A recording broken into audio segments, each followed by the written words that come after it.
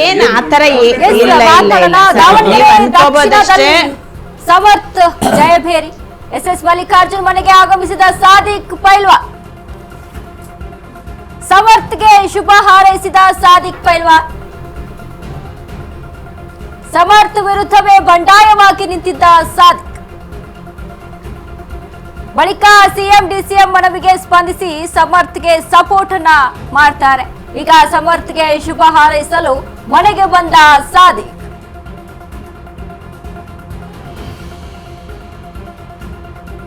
ಈ ವಿಚಾರಕ್ಕೆ ಸಂಬಂಧಪಟ್ಟಂತೆ ಒಂದ್ ಕಡೆ ಇಲ್ಲಿ ಹೇಳಬೇಕು ಅಂತಂದ್ರೆ ಸಾದಿಕ್ ಪೈಲ್ವಾನ್ ವಿಚಾರದಲ್ಲಿ ಅಂದ್ರೆ ಎಲ್ಲೋ ಬಂಡಾಯ ನಾನು ಹಿಂದಕ್ಕೆ ಸರಿಯೋದೇ ಇಲ್ಲ ಅನ್ನುವಂತ ನಿಟ್ಟಿನಲ್ಲಿ ಒಂದ್ ರೀತಿಯಾಗಿ ಬಂಡಾಯ ಎತ್ತಿರ್ತಾರೆ. ಬಟ್ ಇಲ್ಲಿ ಸಡನ್ ಆಗಿ ಏನು ರಿಜ್ವಾನ್ ಹರ್ಷದ್ ಅವರು ಸಾದಿಕ್ ಪೈಲ್ವಾನ್ ಭೇಟಿ ಭೇಟಿಯಾದ ಬಳಿಕ ದಿಢೀರಂತ ಅಲ್ಲಿ ಡಿಸಿಷನ್ನೇ ಚೇಂಜ್ ಆಗ್ಬಿಡುತ್ತೆ. ಮೇಡಮ್ ನೋಡಿ, ಅದನ್ನೇ ನಾನು ಹೇಳಿದ್ದು, ಪ್ರಜಾಪ್ರಭುತ್ವದಲ್ಲಿ ನಮಗೆ ಈ ಒಂದು ಅವಕಾಶ ಕೊಡಿ ಅಂತ ಕೇಳೋದ್ರಲ್ಲಿ ಏನು ತಪ್ಪಿಲ್ಲ. ಅವರು ನಾಮಪತ್ರ ಸಲ್ಲಿಸಿದ್ರು, ನಾವು ಇಷ್ಟು ಜನ ಅಲ್ಪಸಂಖ್ಯಾತರಿದ್ದಾರೆ, ನಮಗೂ ಒಂದು ಅವಕಾಶ ಕೊಡಿ ಅಂತ ಕೇಳಿದ್ರಲ್ಲಿ ತಪ್ಪಿಲ್ಲ, ಕೊಡ್ಬೋದಿತ್ತು. ಬಟ್ ಅಲ್ಲಿನ ಸ್ಥಳೀಯವಾಗಿ ನಮಗೆ ಗೆಲುವು ಅಲ್ಟಿಮೇಟ್. ಈಗ ನಾವು ಅದನ್ನೇ ಹೇಳಿದ್ವಿ, ನಾವು ಯಾರು ಗೆಲ್ತಾರೆ, ಯಾರು ಸಮರ್ಥಿದ್ದಾರೆ ಅಥವಾ ಸ್ಥಳೀಯ ನಾಯಕತ್ವದಲ್ಲಿ ಯಾವ ರೀತಿ ಅವರ ವರ್ಚಸ್ಸಿದೆ ಅನ್ನೋದನ್ನು ನೋಡಿ ಯಾವುದೇ ರಾಜಕೀಯ ಪಕ್ಷ, ನಾವಿರ್ಬೋದು, ಅವರಿರ್ಬೋದು, ಯಾರೇ ಆಗಲಿ, ಯಾರು ಗೆಲ್ತಾರೆ, ಸಮರ್ಥವಾಗಿ ಗೆಲ್ಲುವ ಅಭ್ಯರ್ಥಿಯನ್ನೇ ನಾವು ಹಾಕೋದು.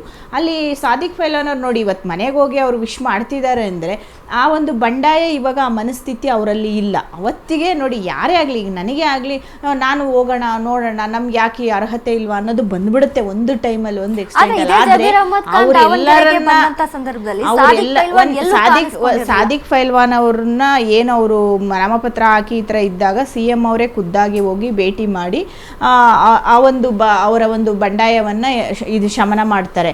ಅದಲ್ಲದೆ ಜಮೀರ್ ಅವ್ರದ್ದು ಅಷ್ಟೇ, ಅವತ್ತಿನ ದಿವಸ ಬರ್ತಾರೆ, ಅವರು ಮಲ್ಲಿಕಾರ್ಜುನ್ ಮನೆಗೆ ಬರ್ತಾರೆ, ಊಟ ಮಾಡ್ತಾರೆ. ನನಗೆ ಕೇರಳ ಇನ್ಚಾರ್ಜ್ ನೋಡಿ, ಇವತ್ತು ಕೇರಳಗೆ ಹೋಗಿದ್ದಾರೆ ಅಲ್ಲಿ ಗೆದ್ದಾಗ.